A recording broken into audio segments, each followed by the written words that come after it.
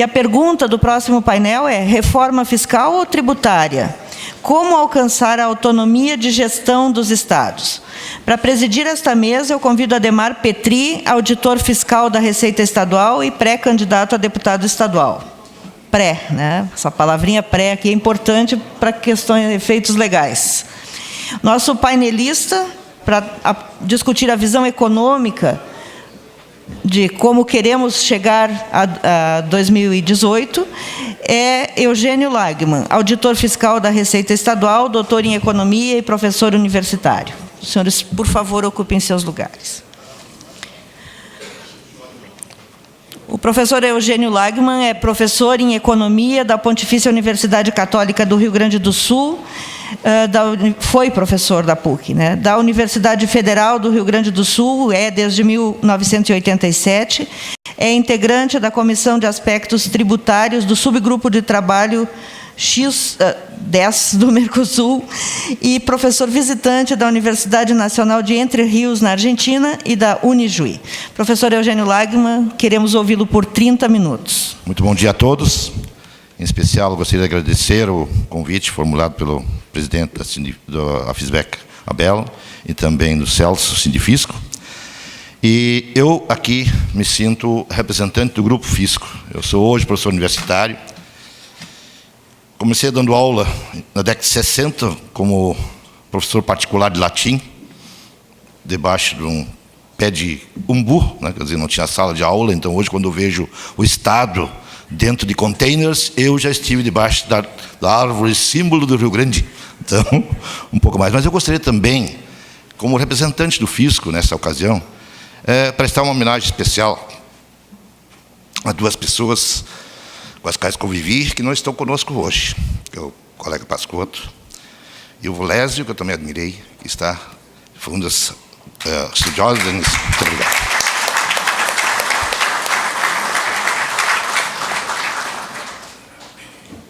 O tema proposto estaria resolvido como alcançar a autonomia de gestão dos estados se nós estivéssemos num contexto internacional diferente. Os estados unitários, que predominam no mundo, em termos numéricos, não têm esse problema, eles não têm um nível intermediário. Então, essa pergunta não existe lá. A gente sabe que tem mais de centenas de movimentos de separatismo, onde nós teremos, então, um mapa bem mais complexo no mundo. Que uma alternativa, sim, é o separatismo. E a República do Pampa, sem dúvida, seria uma resposta mais rápida e rasteira para conseguirmos não só a autonomia, mas também a soberania. Mas a nossa, vamos ver se vai adiante, a nossa realidade, em termos do contexto internacional, o Brasil é uma república federativa. Então, nesse contexto, do qual participam, como vocês estão vendo aqui a parte verde, são apenas 25 dos 193 países do mundo que têm essa característica de organização. Mas contém 40% da população mundial. Portanto, um conjunto, né, extremamente significativo, embora numericamente pequeno. Por quê? Porque ali, nas federações, é que se convivem com as diferenças. É muito fácil resolver o problema se separando. Nós temos que ter essa capacidade de conviver com as diferenças. E, na busca de alternativas, que seria o objeto de hoje, 2018, se a gente for olhar esse mapa, cada federação tem uma experiência própria, única. Nós não temos um remédio prévio. Nós temos a nossa experiência e nós buscamos copiar dos outros aquilo que é possível. Tanto que nas reformas tributárias que são colocadas, ou seja, mais precisamente reformas fiscais, envolvendo tanto a receita quanto a despesa, algumas vezes o modelo canadense, está mais na moda, outra vez o modelo alemão, ultimamente está mais de novo o modelo alemão, em que o Estado faz mais a parte da administração, enquanto que a União, o governo central, faz mais a parte da normatização. Então, são essas experiências individuais de cada país que tem que resolver a sua situação. Então, infelizmente, nós não temos uma fórmula pronta de fora. E por isso é fundamental a nossa capacidade de propor e superar as nossas diferenças e solidificar as nossas igualdades. E nesse sentido, um elemento geral é o Estado federativo como ele opera em relação à economia. É esse o foco, por isso que eu estou nessa parte da visão econômica. Sob o ponto de vista econômico, o Estado ele tem que ser inserido, tem que estar voltado para a atividade econômica, porque aí nós temos os recursos que a sociedade precisa para alcançar níveis de bem-estar.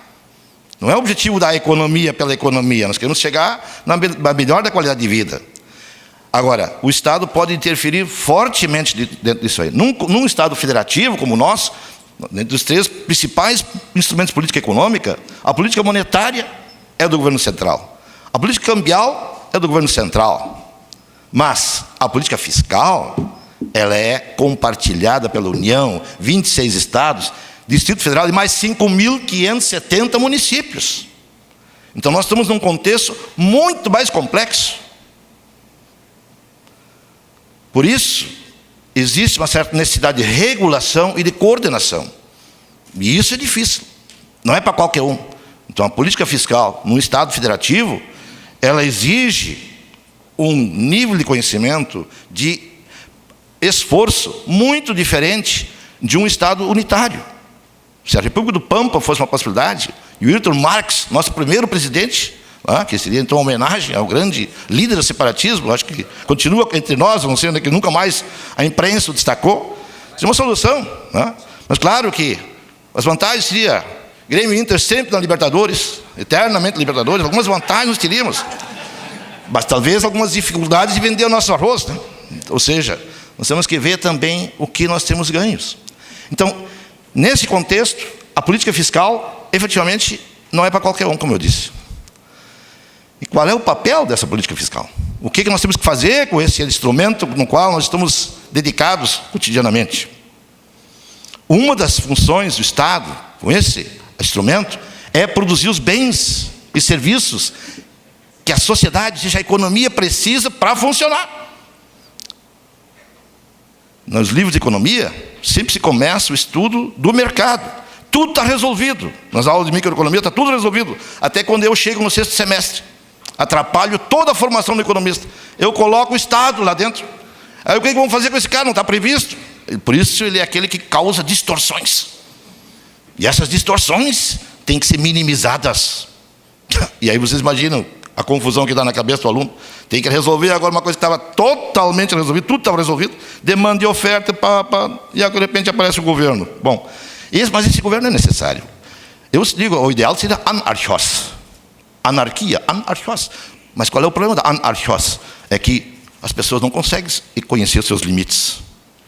Hoje eu tenho o direito de cidadania, eu diria assim, o direito fundamental novo é quebrar tudo na minha frente se eu não estou sendo atendido.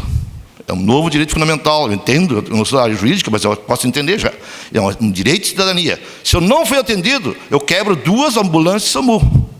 Eu tenho todo o direito disso aí. Bom, mas o que eu digo? Então, na verdade, como a gente não conhece os seus limites, o Estado, pelo menos, precisa ser o mínimo. É o Estado aquele, já dos tempos clássicos, que seja o da segurança interna, ou seja, da defesa externa. Então nós temos um mínimo. Claro que a sociedade depois foi pedindo cada vez mais coisas.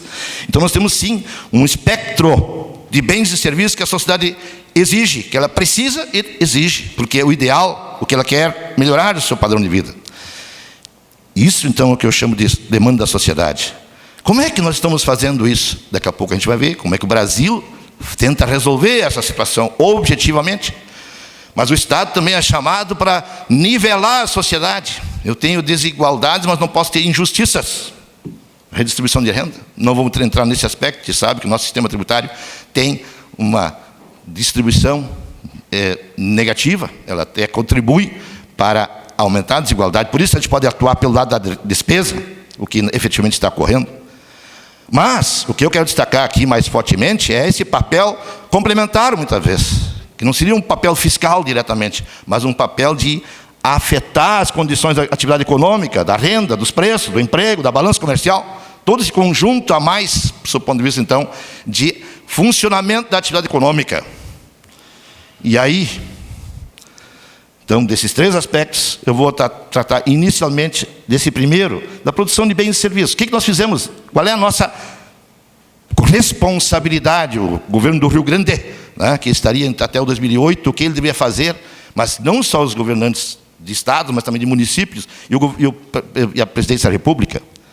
Aqui também é pequeno, mas como isso vai ser disponibilizado, quem quiser olhar um pouco mais de detalhe, eu estou colocando em amarelo, aquilo que seria praticamente exclusividade de cada um. Então, a defesa nacional é praticamente a ação do governo federal. A mesma coisa acontece na questão da assistência social, assim como na questão do trabalho. Enquanto que os estados, eles estão praticamente sozinhos na questão da segurança. Hoje foi falado, segurança, o tripé, educação, saúde e segurança. É disso que se fala. Os estados estão com essa responsabilidade. Os municípios, eles estão praticamente isolados, ou seja, sozinhos, na sua atuação de organização das cidades. A gente pode ver que, no Brasil, o planejamento urbano, ele hoje é obrigatório por lei. Tiver que se colocar legislação, regulação, como vocês viram lá. Existe uma regulação para que as cidades, os municípios, cumpram esse papel. A atividade de educação, ela está dividida nos 3 níveis de governo. Todo mundo se envolve. Por isso que eu sou da Universidade Federal, eu sou do governo federal. Se coloca recurso nessa atividade. Claro que a gente tem uma regulação que foi feita durante a década de 90. Quem cuida do quê? Que todo mundo quer fazer universidade. Dá mais prestígio que fazer um coleginho lá no Rincão. Dá muito mais prestígio. Então, por isso que todo mundo quer fazer uma universidade. A saúde, também, existem os 3 níveis de governo atuando. Mas não são esses os grandes, não é essa a grande despesa do Brasil. Somando saúde e educação, não se chega ao passado, que é a questão da previdência social, que foi colocado pelo primeiro palestrante dessa parte do nosso segundo painel. A questão da população é um elemento que explica que nós gastemos mais em previdência social, que é a soma de educação e saúde e de segurança junto. Esse tripé não faz esse nível. Naturalmente que, eu diria assim, o Brasil não é um país de idosos, ele é um país de aposentados. Ele vai se tornando um país de idosos, do qual eu faço parte agora. Tem que reconhecer, a minha realidade é essa. Agora, o que nós tivemos recentemente, as grandes mudanças? A grande mudança foi essa questão da assistência social, que vai ser um dos elementos de desenvolvimento econômico. O Brasil busca um modelo de desenvolvimento econômico recente, é um modelo baseado no aumento do consumo. E um consumo é aquele consumo básico, está ali, ó. Estavam gastando 33,3 bilhões era o gasto na assistência social em 2009. Em 2012, são 56,6 bilhões. A segurança era 38 em 2009, está em 41 em 2012. Então, dentro do princípio que o pobre rouba porque é pobre. Então, espero que esse recurso tenha reduzido os níveis de criminalidade. É óbvio que não, porque a gente tem outras circunstâncias que explicam que isso também é pobreza mínima. Então, hoje, o consolidado dessa parte de assistência é 71, porque também os municípios atuam fortemente na assistência. Ou seja, nessa questão dos produtos, a gente traz o tripé, mas temos um compromisso, sim, com as regras de aposentadoria existentes no Brasil anteriormente. O papel do Estado no investimento, que é a parte terceira ali. Como é que está isso aí? Os instrumentos que nós temos são basicamente 3. É o investimento orçamentário, e naturalmente os benefícios fiscais da previdência privada, que muitas vezes são esquecidos. No caso do Fundopem do Rio Grande do Sul, uma certa época isso correspondia, porque aqueles investimentos eles eram relativos a investimentos de bens de capital das empresas privadas, mas era bancado pelo Estado, e nunca era destacado isso como investimento público. Então, isso que eu quero deixar bem claro, que esse investimento orçamentário, ele teria que ser adicionado a esses investimentos do setor privado, que são decorrentes de benefícios fiscais, que fazem parte da nossa história. A indústria de açucareira do Nordeste foi, sim, criada com benefícios fiscais do governo do Reino Português já. Então, não é uma coisa assim que o Rio Grande descobriu há pouco tempo. Esse instrumento é utilizado recorrentemente. Ele só tem que ser usado de uma forma correta. Outro elemento importante são os investimentos em empresas estatais, que não dependentes do orçamento, naturalmente, como a Petrobras. A gente sabe que o maior investimento do Brasil hoje é a Petrobras. Não é o investimento orçamentário, são as estatais. Isso sempre foi assim no Rio Grande do Sul, que a gente fez o estudo na década de 90, era a CE, era a CRT, esses são os grandes responsáveis pelo investimento. Só que na contabilidade social, eles aparecem como investimento privado. E, finalmente, o papel fundamental dos financiamentos concedidos por órgãos públicos, a iniciativa privada, BNDES e Badesul. A gente vai ver que, hoje, nós temos o Bolsa Família, mas também temos o Bolsa Empresário, que é muito maior que o Bolsa Família.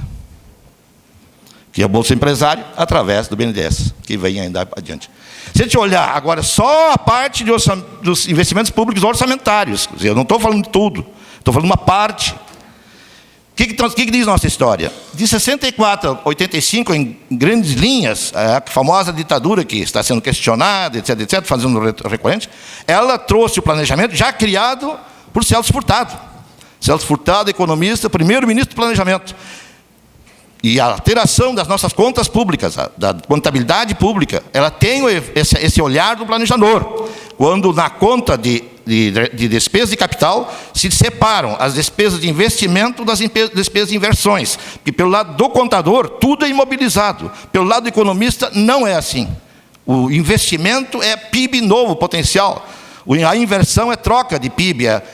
O prédio do IEP, da João Pessoa, que era do diretor de energia elétrica, de Porto Alegre, é uma empresa privada, esse prédio passou para o IEP. Isso simplesmente foi uma troca de potencial de PIB privado para potencial de PIB público. Isso não é visto como algo novo. Algo novo é investimento. Então, houve esse planejamento, altos níveis de investimento, mas a herança, grande crise da dívida. E por isso que, na década de 80 até 94, foi um período de instabilidade fiscal e hiperinflação, baixos níveis de investimento e desestruturação da função de planejamento. Isso é o problema. A gente não tem mais a memória. Se perdeu. Em 94, o que se fez? Se buscou o ajuste fiscal, aqui referido.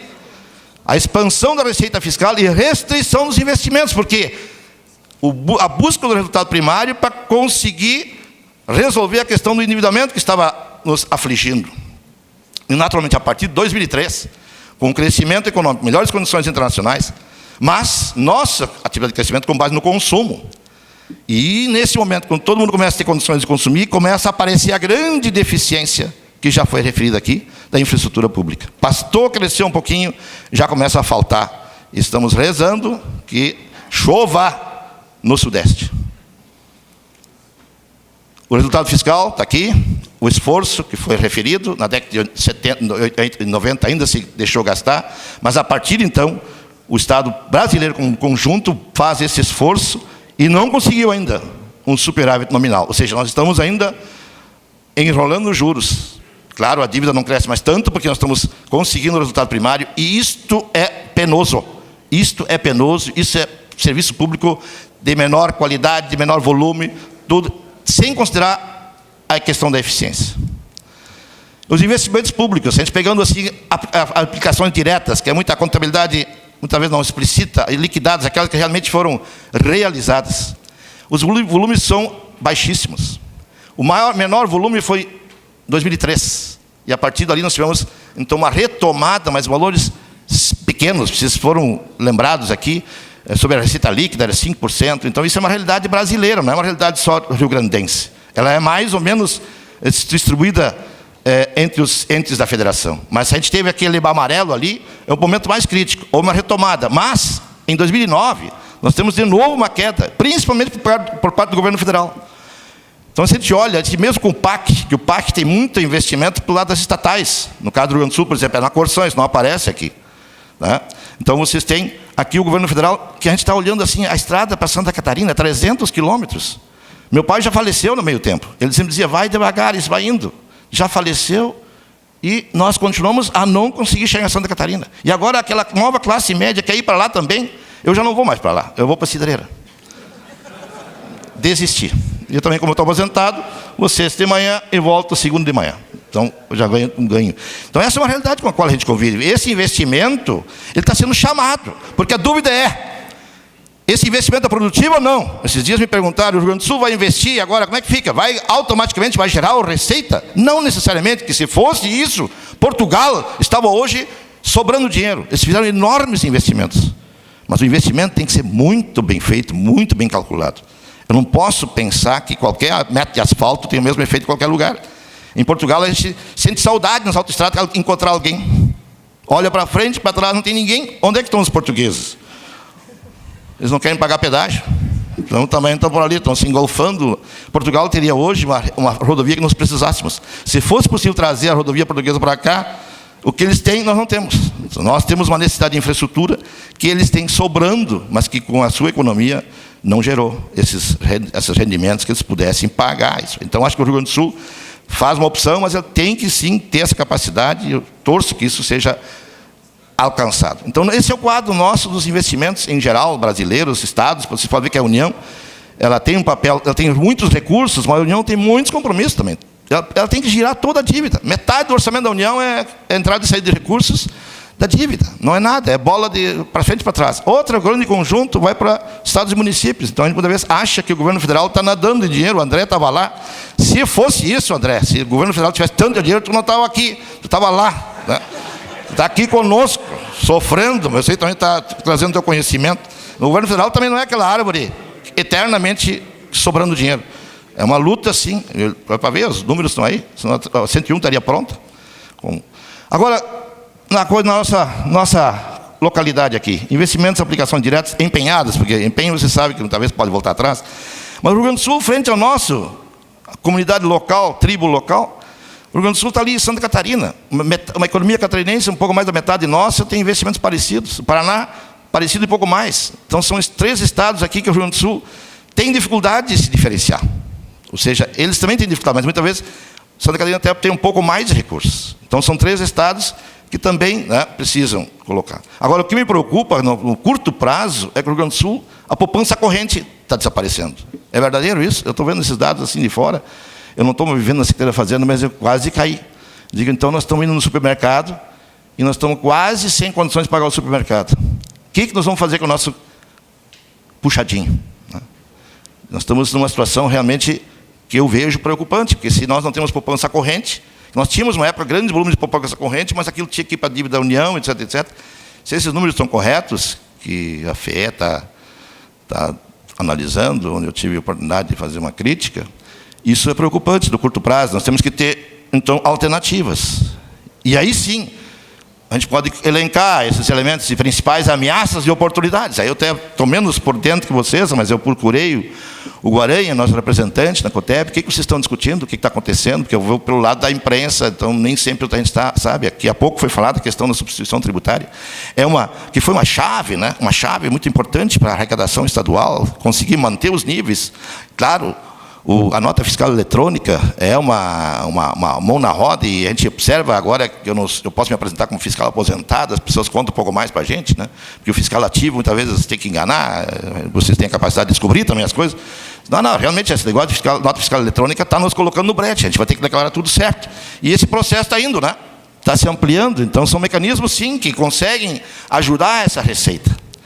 Mas, também, como foi bem colocado pelo palestrante Torres, que essa questão de substituição tributária tem limites. Eu não posso, agora de novo, a gente não pode sempre sair por um lado só. É essa a questão federativa que a gente tem que aprender.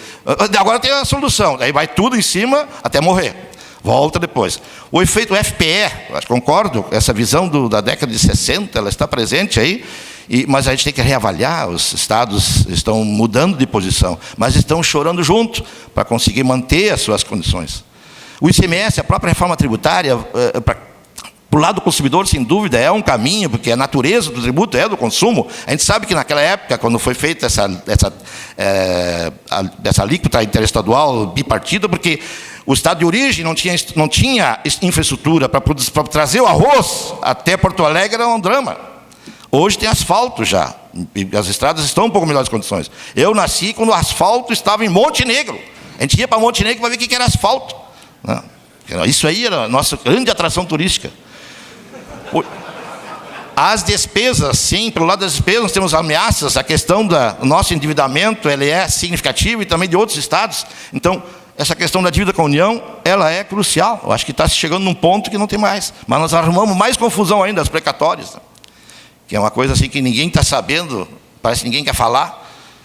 E, naturalmente, a questão da guerra fiscal ali, como é que nós vamos resolver isso? É um assunto que, como foi já falado, gastamos grande chumbo nisso aí. Eu acho que eu apostaria numa situação de que o Brasil poderia retomar o desenvolvimento econômico pela coordenação do governo federal. Mas aí, a discussão que eu vi até hoje, o BNDES ou fundo perdido, ninguém quer pagar de volta. Os grandes usineiros de Alagoas viveram disso, né? Eles ganhavam dinheiro do governo federal e ninguém pagava, né? Isso hoje, o Banco do Brasil não pode mais fazer isso. O Banco do Brasil foi saneado na década de 90, e a partir desse momento ele tem que cobrar. Então, são as questões que estão agora nos aguardando. São as ameaças, mas também pode ser uma oportunidade. E esse é o curto prazo, a gente não consegue adivinhar o futuro. Mas o que a gente pode enxergar que esse quadro é problemático, que não é só o Rio Grande do Sul que está com suas despesas de parte de correntes altas. Eu acho que, pelo que eu vi na imprensa, o dado eu não tenho oficial, mais de 7 estados estão acima desses índices mínimos de pagamento de pessoal. Porque, se tu queres segurança, esse tripé ele tem que funcionar. Eu sou professor universitário. O professor não tem respeito aos alunos se ele não ganha bem. A gente não tem respeito. O cara é um salário mínimo, enfrentando um filho, né, que tem uma origem diferenciada, tu não tem moral para enfrentar. E, naturalmente, que hoje, na universidade, a gente está tendo uma novidade, que é enfrentar a eletrônica. Primeira vez que apareceu na URGS agora um cartaz: por favor, alunos, respeitem o professor e desliguem os seus celulares. Aqueles que sempre têm assim, passando aquelas imagens, etc, etc. Para mim, pode usar, não tem problema, desde que pesquise aquilo que eu quero. Então, também o professor tem que ter essa habilidade. Não adianta ficar só lutando contra a maré. Ele tem que nadar junto, né? E o Rio Grande, eu acho que pode fazer isso também. Nessa dificuldade, a gente não está sozinho. Acho que a gente não está sozinho. A gente está um dos mais. Mas eu tenho a impressão que o Rio Grande do Sul pode, sim, se aliar a esse esforço conjunto dos estados. E essas eleições vão ser muito importantes dessa manifestação política que foi falada aqui, na primeira parte do nosso painel. Acho que já foi embora o colega, dizer que essa liderança, o quadro está muito qualificado, está muito identificado, está diagnosticado. O que nós precisamos agora, sim, alguém que consiga um pouco mais. Um Nelson Mandela para resolver a questão racial. Muito obrigado.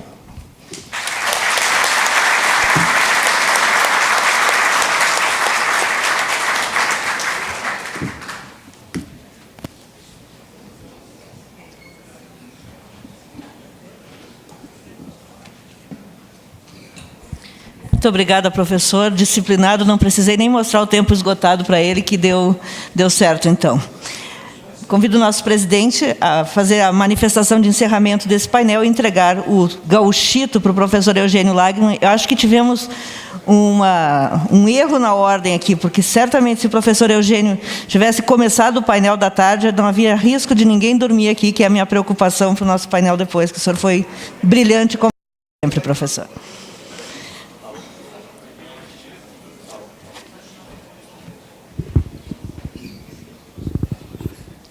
Alô? Tá. Bem, colegas, eu quero dizer para mim e a todos que é uma honra muito grande poder estar aqui a essa mesa como presidente do painel brilhante trazido pelo nobre colega diante dessa questão importantíssima. E quero dizer a todos de que a importância do painel posto pelo Eugênio Lagman, eu diria assim, até a maior autoridade na área de economia, não tenho dúvida aqui do país, pela expressão e pela dedicação e conhecimento que ele tem em relação a essa matéria, e que sempre nos brinda com o conhecimento na busca, né, de soluções para os problemas que nós temos no estado do Rio Grande do Sul. E claro que o tema proposto, a reforma fiscal ou tributária, a gente sabe que sempre a fiscal é decorrente da tributária, é a ação do fisco, é a ação que nós temos que fazer, e a gestão do Estado, soubemos também, pelas ações que se tem, de que isso depende muito da cabeça dos nossos governantes, que ditam as regras nesse sentido, pelas quais nós temos que nos pautar. E aí vem a questão, não sei se eu estou errado, Lagman, de que diz respeito ao seguinte: não há um acompanhamento no que diz respeito à questão das legislações, não é? Que são legais, em cima da Constituição Federal, não é? Atuais, e ação das próprias empresas, ou seja, do cidadão e dos estabelecimentos que geram a riqueza com base nessas legislações todas, né? Então, eu acredito que esta seria uma discussão muito importante a ser feita, no sentido de que nós temos que demonstrar à sociedade como um todo que novas visões existem e novas propostas têm que ser realizadas para se mudar essa configuração toda e termos presente aí uma situação futura, professor Heleno, no que diz respeito à modernização do Estado e à desindustrialização, que foi muito bem colocado aqui, e a gente acompanha isso nas andanças que nós temos aí nessa área das entidades. Então,